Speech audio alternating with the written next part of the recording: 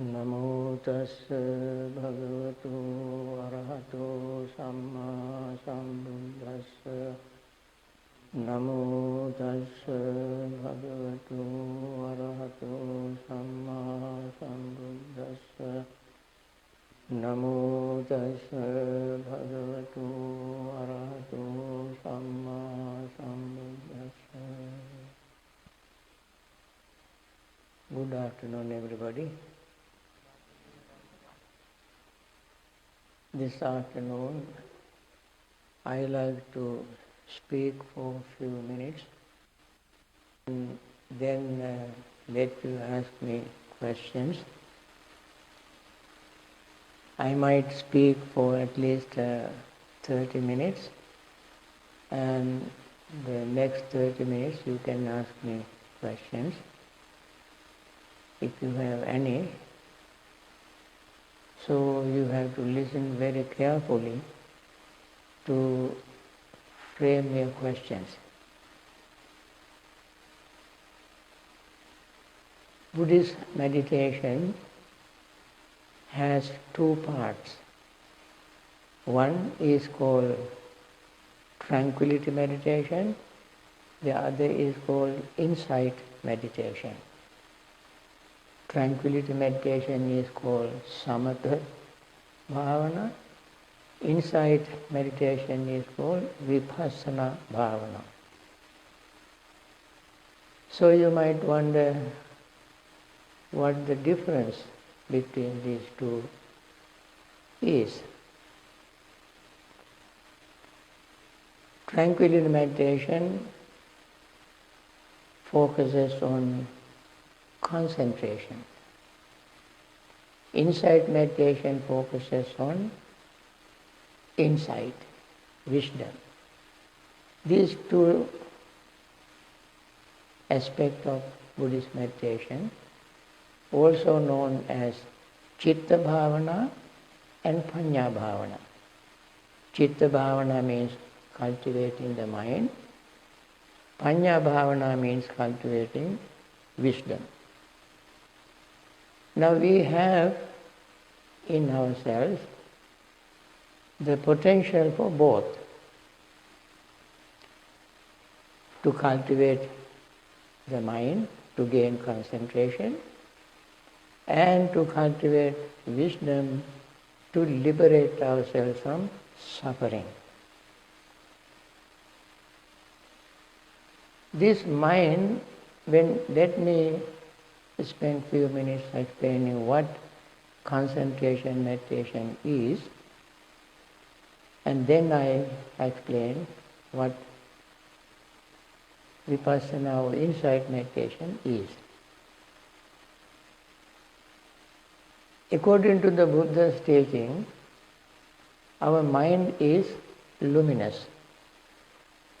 He said it very clearly in Pali language. Abhasaramidam bhikkhave chittam tanchako agantukehi upakkilesehi upakkilittang tang asutava putujjano napajanati thasma asutavassa putujjanassa chitta bhavana nama nati. This means bhikkhus, he addressed the monks, who were his closest disciples, who were with them most of the time. When he, on his own, delivered a sermon, he addressed these closest disciples, monks, and said, bhikkhus, bhikkhu means monastic like us.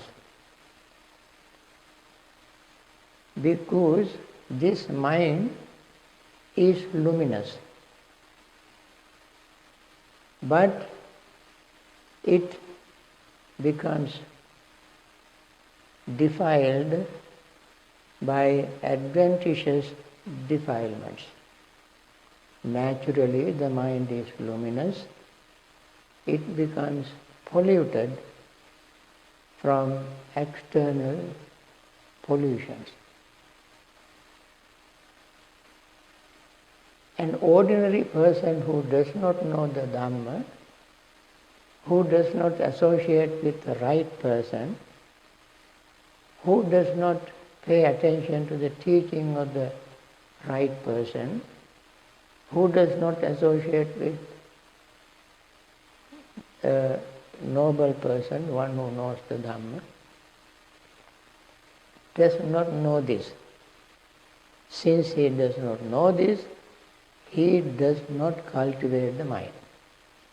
He does not know how to remove these adventitious defilements to get into to reach luminous state of mind.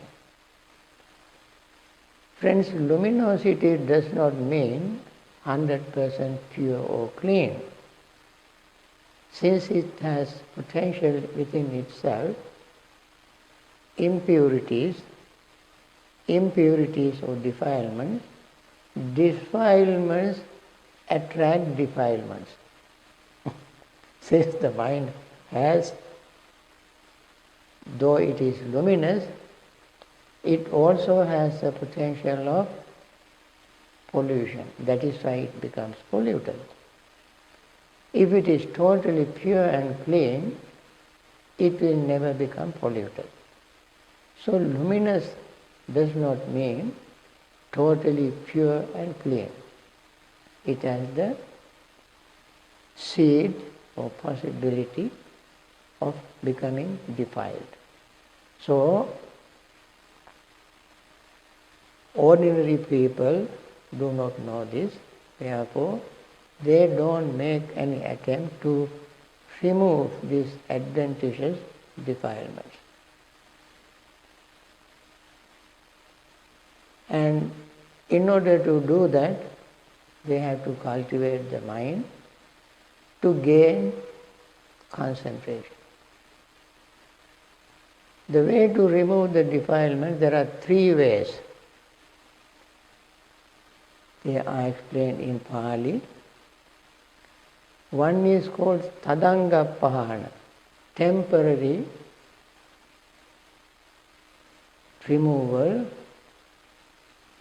by when we cultivate one wholesome mental state, the opposite of it subsides, fades away.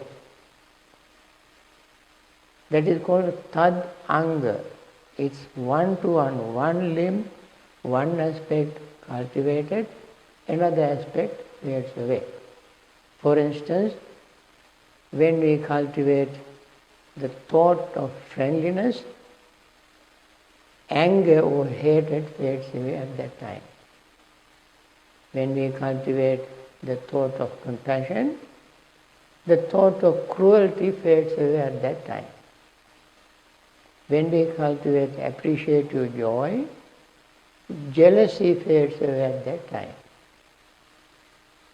Likewise, when we cultivate generosity, greed fades away from our mind at that time.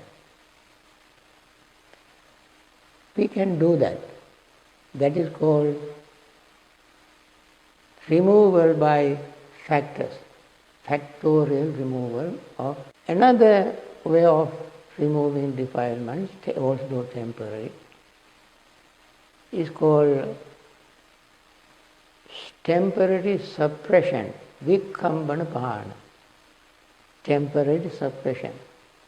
For instance, we practice one particular concentration meditation is called jhana, jhana meditation. Jhana means consolidation of wholesome mental factors is called jhana. Unification of all wholesome mental states, mental factors is called jhana in general. There are 8 of them, 8 stages, 8 steps. When we cultivate the first level of jhanas, first step or first group, we overcome 5 hindrances. They are desire for sensual pleasures, anger, restlessness and worry, doubt, and sleepiness and drowsiness. These are what we call 5 hindrances. We suppress them during the practice of, during the time we stay in jhana. And if we stay in jhana for 1 hour, during that time these hindrances will not bother us, trouble us. Instead, during that time, our mind will be filled with the thought of letting go, thought of compassion, thought of cruelty fade away, thought of compassion will dominate the mind, loving friendliness dominates the mind, sleepiness and drowsiness fades away, we are fully awake, that dominates the mind. Instead of restlessness and worry, we experience a great deal of joy, happiness, and so forth. These, instead of hindrances, their opposite 5 factors will work together in unison as a team. As long as these wholesome mental factors work together as a unit, as a team, these unwholesome mental factors called hindrances will be suppressed. Wholesome mental factors hold unwholesome mental factors at bay. And that is called temporary suppression. Suppression does not mean anything negative. What it means is cultivating wholesome mental factors during that time. Then there is another kind of abandoning that is called samucceda pahana. Samucceda means completely, totally uprooting these mental defilements forever and never to return again. So that is little long way to go. We at least can start from the beginning, and at least we can try to remove them temporarily, suppress them, attain what is called jhana, that is called concentration meditation. And concentration meditation also has 2 aspects. One is right concentration, other is wrong concentration. When you gain wrong concentration, you also have certain degree of joy, pleasure, tranquility, but mostly you feel as if you are sucked into the subject. People call it you become one with the subject, one with the object. Once you become one with the object, you don't know anything. You are just like sleeping. People think that's a good concentration. So they sit on the cushion, spend 1 hour, but their body is moving back and forth, back and forth, back and forth. And when we ring the bell, they get up and say, I had 4 jhana. I reached highest jhana. What they have done during that whole time was having a very good sleep. And they attribute it to jhana. That's a wrong jhana. That state is not really qualified to be called jhana. Don't look forward to that. You can have it at night, every night, when you go to bed. But when you sit on the cushion, this is one thing you have to overcome. Keep yourself fully alert, awake and mindful. So the mindfulness is an important factor of right concentration. Not only mindfulness, all the other 7 steps of the Noble Eightfold Path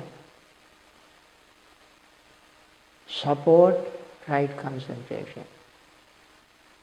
I believe you all know what the Noble Eightfold Path is.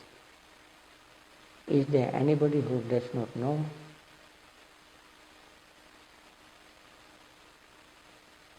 You don't know?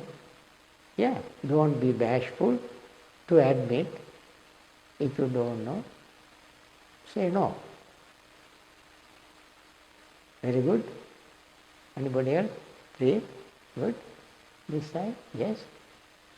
Very good. That is how we learn. We admit what we don't know. We admit what we know. Noble Eightfold Path, I am not going to give a long talk on that. I have written a book on that. So I just have to mention the name. Say, right understanding, right thought, right speech, right action, right livelihood, right effort, right mindfulness and right concentration. So when we talk about right concentration, this right concentration is supported by the other 7 steps. It is supported by right understanding, right thought, right speech, right action, right livelihood, right effort, and right mindfulness.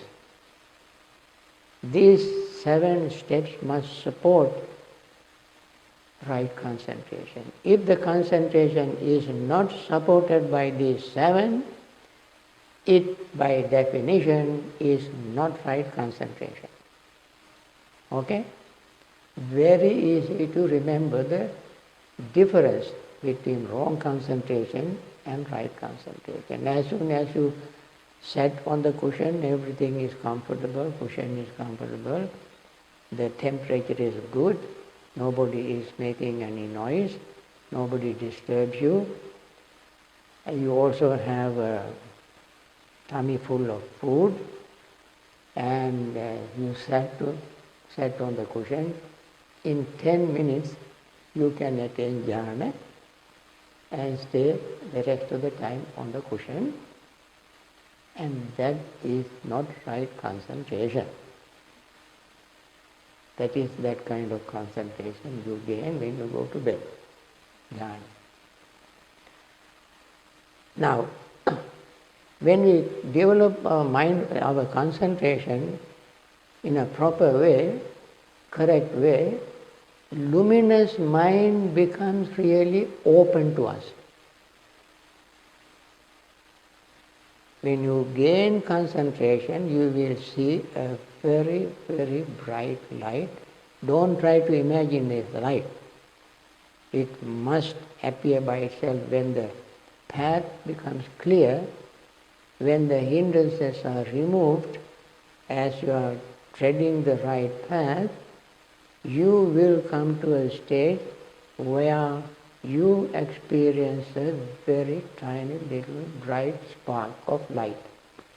That is what is called sign of concentration. Next moment you gain true concentration when the mind becomes, that luminosity in the mind opens. The door to luminosity opens. Then the mind becomes really bright and luminous. No hindrances would be there. Until such time, you have to practice very mindfully. And that time, adventitious defilements temporarily, as long as you are in that jhanic state, will no longer be there.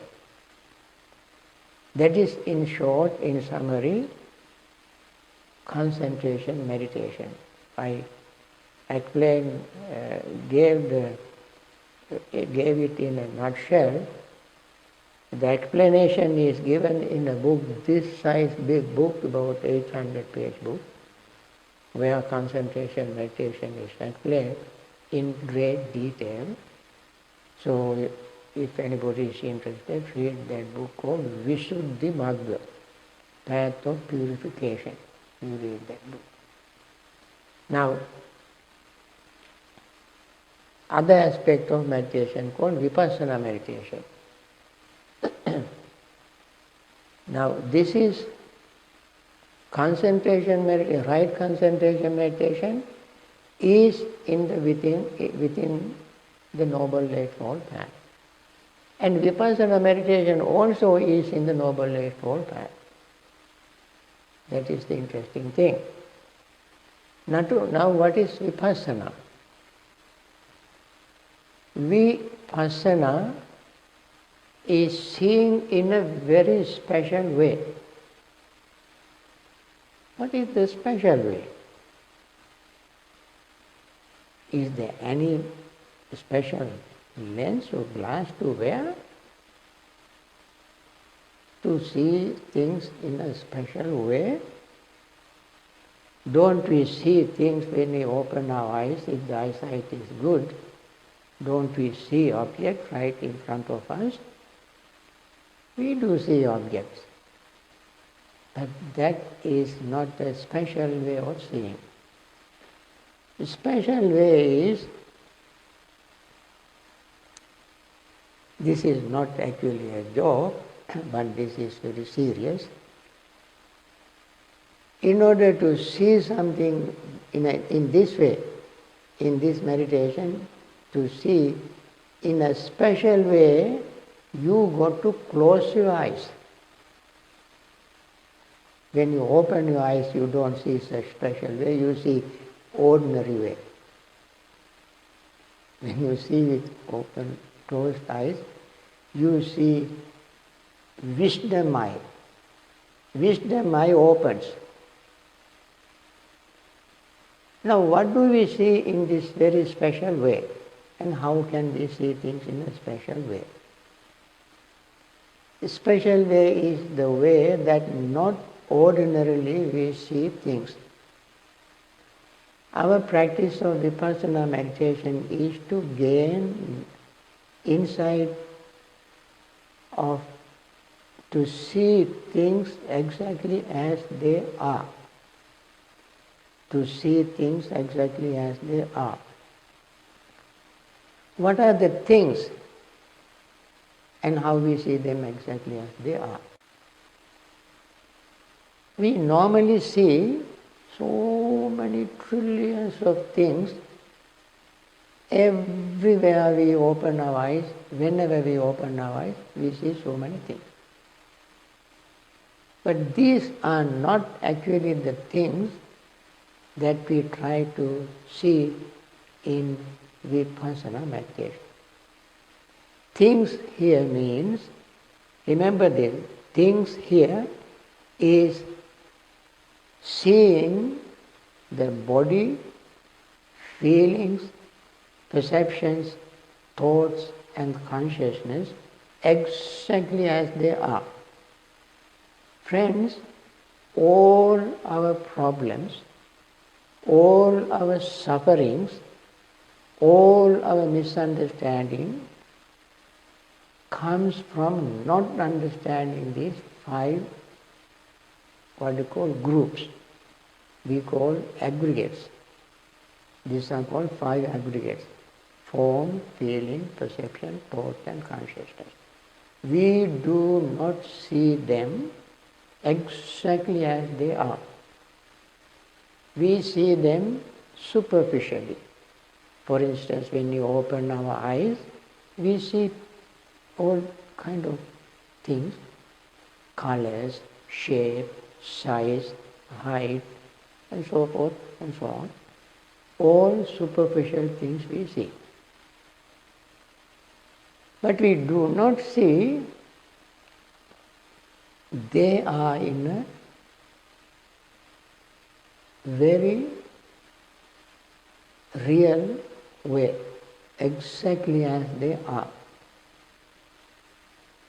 All existing things, friends, have their own intrinsic nature. What is the intrinsic nature? Nature that belongs to itself, not acquired nature, not artificial. What is it? What is intrinsic in our body?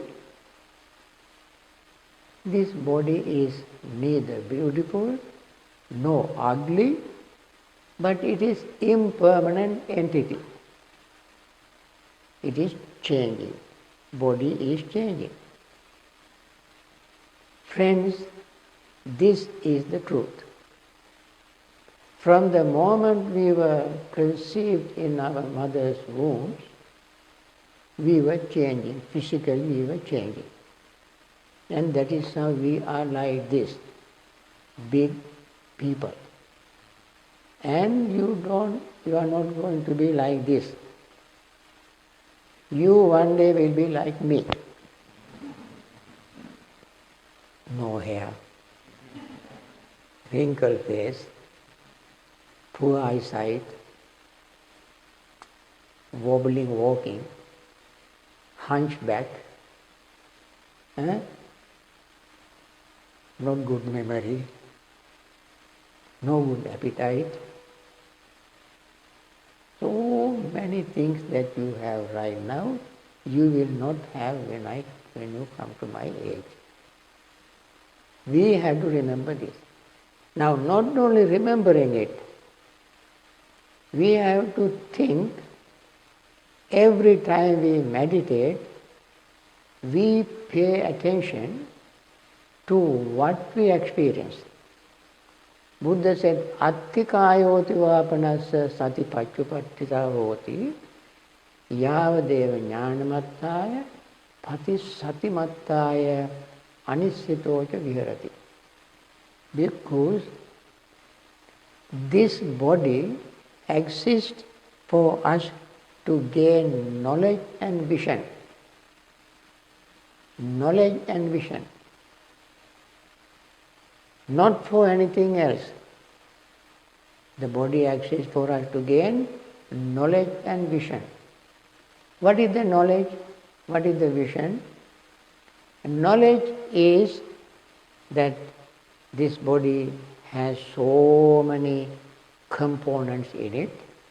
It is made up of other elements, basic earth, water, air, fire elements. Earth, water, air, fire elements. And this body is made up of these four elements, and we maintain these four elements putting nutriments which we use every day. We repeat this again and again. Everything in our life we repeat. Why? Because we have to replace what we lose. Repetition simply means we want to replace how many times we eat, how many times we drink, how many times we recreate. All this, at least eating and drinking, we have to do every day in order to replace what we lose. Losing something means they are impermanent. Friends, this is the truth, this is the knowledge. And then insight is seeing this happening. But I said mindfulness, vipassana means seeing in a very special way. Seeing impermanence happening to us. Not only knowledge. Knowledge you can gain from books, by listening to a talk, discussions, and the whole world is filled with information. You can download in a split second, go to internet and download anything and read anything and learn, gain knowledge. Libraries are full of books, universities are full of information. These are, we acquire, these are the knowledge. We learn all these things in biology, anatomy, physics, chemistry and so forth. These are knowledge. Insight is something different. Insight is experiencing impermanence in our personal life. So, Buddha said this body exists for us to gain this insight, this knowledge, and also this insight. Insight is the experience of impermanence as it is happening. In Pali it's called Udayabbe Jnana. Insight, gaining by seeing, rising and falling. Now let me give you an example. We breathe. Why we breathe so many times? Because one breath is not enough. Once it has done its job, exchanging oxygen with carbon dioxide, it goes away. And we have to breathe again and again and again. Every time we breathe, we feel the breath. We feel the breath doing something. And then we breathe again. So we feel the breathing. The feeling is changing. And we mentally perceive the breath. That perception changes. We intentionally pay attention to the breath. That intention and attention also changes. Our consciousness, as we are breathing in and out, we are consciously doing it, and that consciousness also is changing. So we experience impermanence in our body. Breath itself is a part of body. It's called sometimes breath body. We experience feeling, impermanence of our feeling. We experience impermanence of our perception, impermanence of our thought, and impermanence of our consciousness. So, this is how we see impermanence from our own personal experience. The body exists for us to see this exactly as it is. And because of this continuous repetitive change, things are changing, impermanent. Things in our body, every part of our body is changing. And every part of our body is impermanent. Everything is impermanent. And we experience at least some of them through our breathing. And this body, when we look at it superficially, it looks like some solid object. But this is not actually that solid. So Buddha called the body is called form, in Pali form, in Pali called rupa, translated into English as form. This F-O-R-M form, Buddha compared to F-O-A-M form. F-O-R-M compared to F-O-A-M form. When you look at the collection of bubbles, it gives an appearance of a form. It looks like a solid something. You can even take pictures.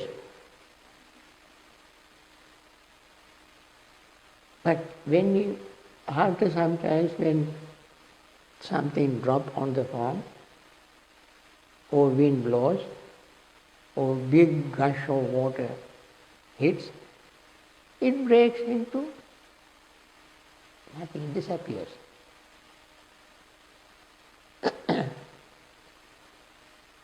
This is exactly what we experience in meditation. Don't try to disappear yourself very quickly in meditation by imagining. But in reality, this is what is happening to this body. It is happening all the time. That is why these beautiful bodies will become old, fall sick, become weak, lose strength. Why? Things are changing all the time. So this body is there for us to learn this lesson, gain this insight. What is the use of that? Gaining that insight, so that we do not try to cling to it. Anissitocha viharati, nacha kinchu loke upadhyati. When we understand this, when we gain this insight, we don't try to stop what is happening, thinking that this is something permanent. So when we fall sick, we don't become very depressed. Why? We anticipate that health is something impermanent. Things are changing, so we fall sick. When we fall sick, we should not be depressed, also because we have fallen sick before and we got well. Sickness is not permanent. Even sickness is impermanent. Sometimes we are very sad. Sadness is not permanent. Sadness is impermanent. Sometimes we are full of joy. That is not permanent. That is impermanent. So, when we see this pattern, this reality, we mature, we grow spiritually. And also we live this life in a more meaningful way.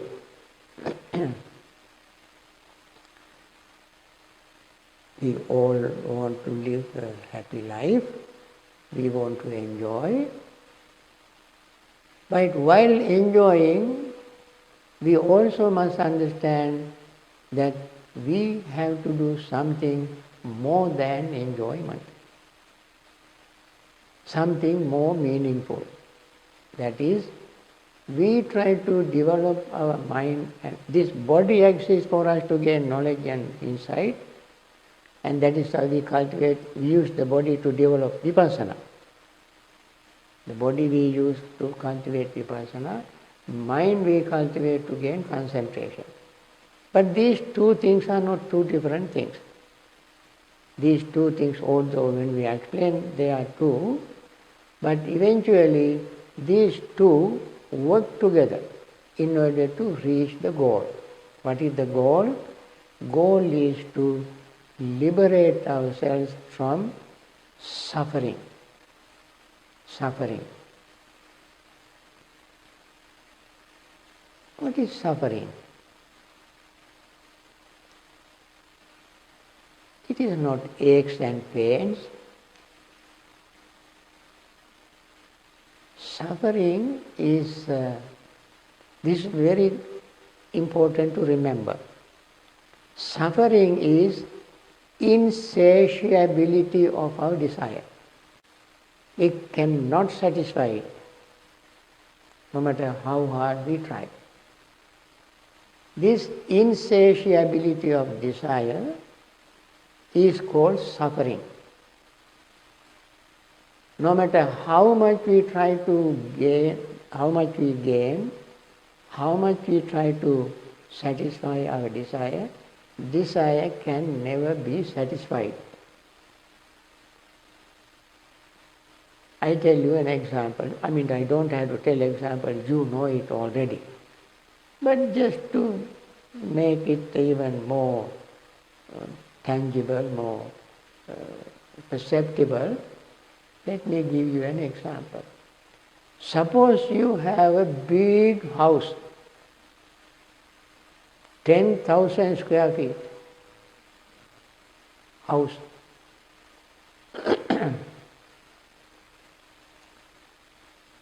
There's a little leak on the roof. And there is a rain. At one night you go to sleep, and that night there was a rain. And this rain happened to be gold. Every drop of rain was gold. When it came to your house, inside, this drop of gold, little by little accumulates, and next morning you wake up, this 10,000 square feet house is filled with gold from top to bottom. Every tiny little nook and corner, every inch is covered with gold. This gold, you cannot finish yourself. You have 10 members in the family. Even all the 10 members try to use this gold, they cannot finish it. Not even for 7 generations can you finish this gold.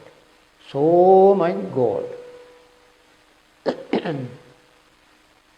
When you wake up in the morning, seeing all this gold, you may think, gee, how nice if I had a bigger house. You never say, boy, how can I use all this gold? I don't need any more. You never say that. You say, how nice if I had a bigger house. That is the nature of desire. Na kahapana vasena, Buddha said, na kahapana vasena tipti kamesu vijjati appasada dukha kama iti vinyaya pandito api dibbesu kamesu natinso radhigacchati. Even if we have that much gold, we will never be satisfied. So this insatiability of desire is called suffering. Now, when we practice meditation, especially vipassana meditation, we see this and we learn. We learn to accept the reality and go along with the reality. This does not mean that we should not earn, we should not have wealth. So long as we live, we have to have wealth to make our life comfortable. But at the same time, we must understand that this is the nature of desire. And it applies to everything, including our own body and mind. So friends, I think I overstepped my boundary. I said I would speak only 30 minutes. I have gone beyond that. Now I like to stop and I think you have about 10 minutes to ask questions. Stop here. I believe you have some questions. Yes.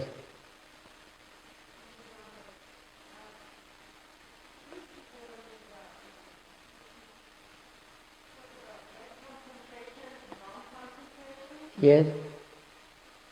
Okay.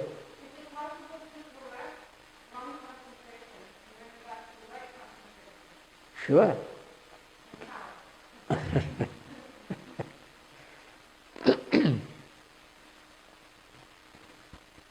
When you have wrong concentration, in the first place, you have to understand that this is wrong, this is not what I want. For instance, when you have wrong concentration, you don't actually know anything. You are just like in sleep, like deep sleep. And that is how some people define concentration.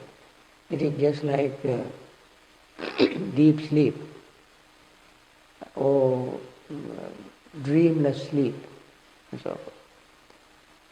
So you have to have a little bit of insight to understand that I am not practicing right concentration. Then you start all over again. You start from your object of meditation. In case of breath, we use the breath. When we focus our mind on the breath, as the breath becomes, gross breath becomes subtle, and it becomes subtler and subtler and subtler and subtler.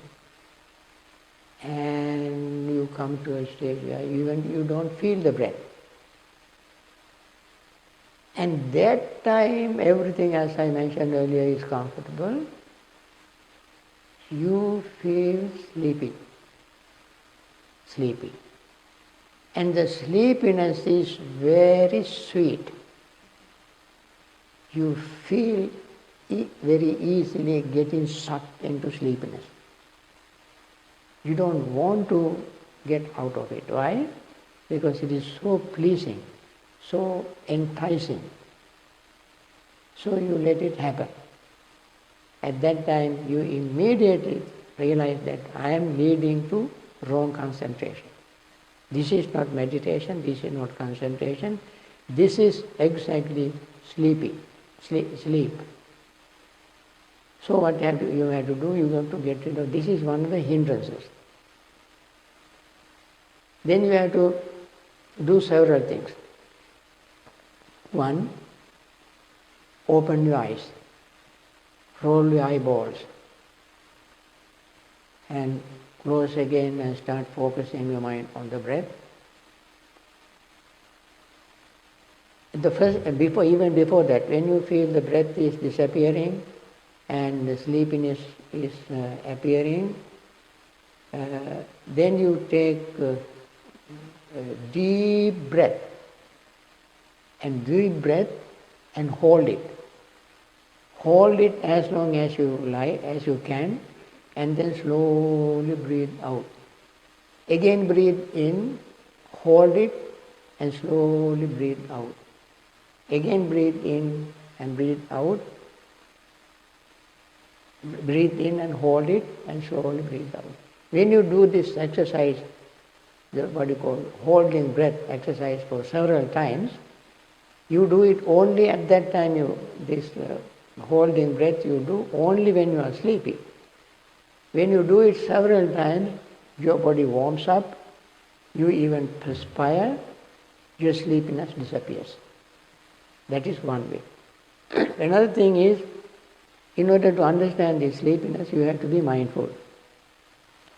So for the right concentration, mindfulness is absolutely necessary. From the very beginning, preparatory stage onward, there must be sati sampajanya. Mindfulness and clear understanding must be there. So when we come to sleepiness, you have right understanding. You have clearly comprehended, understood it, and then get rid of sleepiness. This is using one of these methods. This is one method.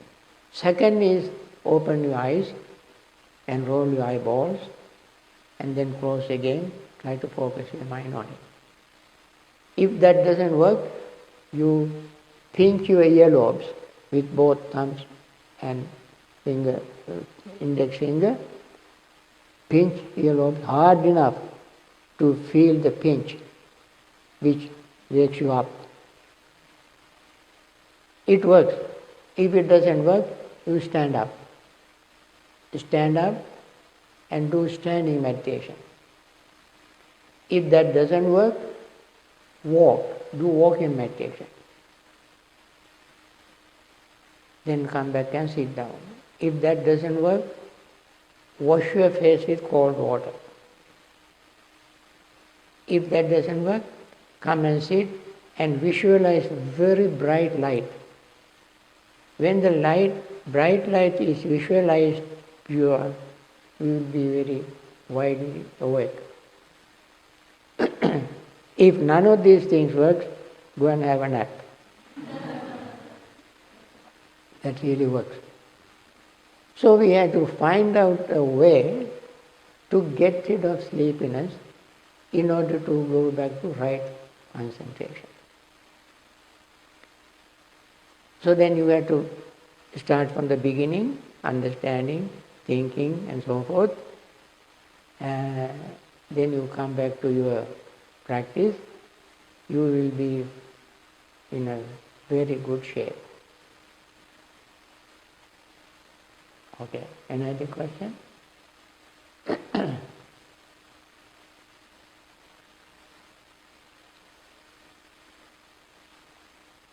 Okay.